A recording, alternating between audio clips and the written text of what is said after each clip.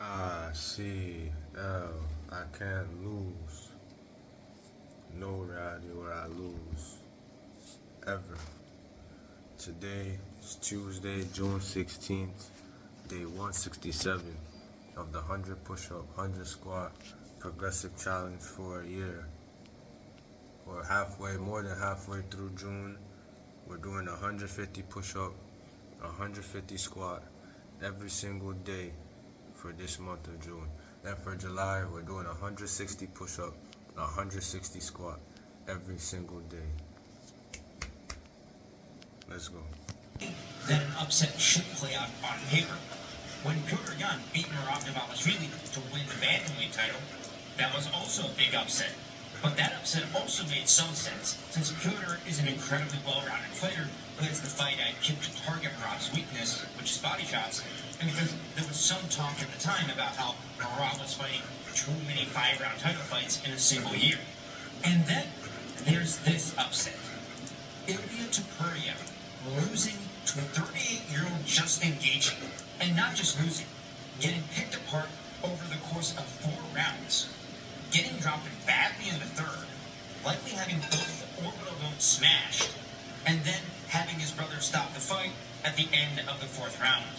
And this is just one of those upsets that makes you go and say, MMA as a sport makes no sense whatsoever. Ilia Topuria was coming off of what was arguably the greatest 3-fight KO win streak in UFC history. He knocked out Alexander Volkanovski, who was previously undefeated at featherweight. He then went on to KO Max Holloway, who not only hadn't been KO'd before, but was coming off of that brutal highlight reel KO win over Justin Gaethje himself at UFC 300. And then Ilia Topuria for those sorts of submissions when you have a dominant position like mount. And that's because typically when you want to finish a mounted triangle, you need to give up mount. You need to turn to your back. And in the process of going for that mounted triangle, Justin Gaethje ended up slipping out, and Ilia Topuria transitioned to armbar. And here's the thing with arm bars in MMA. You don't see many of them either. And that's because arm bars, those are a relatively low percentage submission in mixed martial arts, especially at the championship level. And that's because, in a lot of cases, fighters can just grit it out. Arm bars work by hyperextending the elbow joint, not by breaking the arm. And here's the thing, fighters are used to enduring far worse injuries and far worse pain than a simple hyperextended arm. We saw Tony Ferguson grit it out against Charles Oliveira. We just saw on this card how Derek Lewis, he was put into a terrible armbar. It was an awful armbar, but an armbar nonetheless by Josh Hopkins, and Derek Lewis didn't tap. And when you're facing a fighter like Justin Gaethje, who's a veteran and who has been through so many wars, there's no way that he's going to tap to an armbar, especially when he's fighting on the highest profile UFC card in history, and either retiring right after this fight and never coming back, or coming back a year later after his face heals up and all of that, and losing to somebody like Charles Oliveira in a rematch, or even somebody like icLAAo. And actually, that's who I want Ilia Topuria to fight next. Ilia is probably going to need at least 8 to 9 months off, if not more. And by that time, the lightweight division is already going to have moved on far past it. And at that point, I think that somebody like icLAAo will be ranked in that sort of top 5 or top 7 area.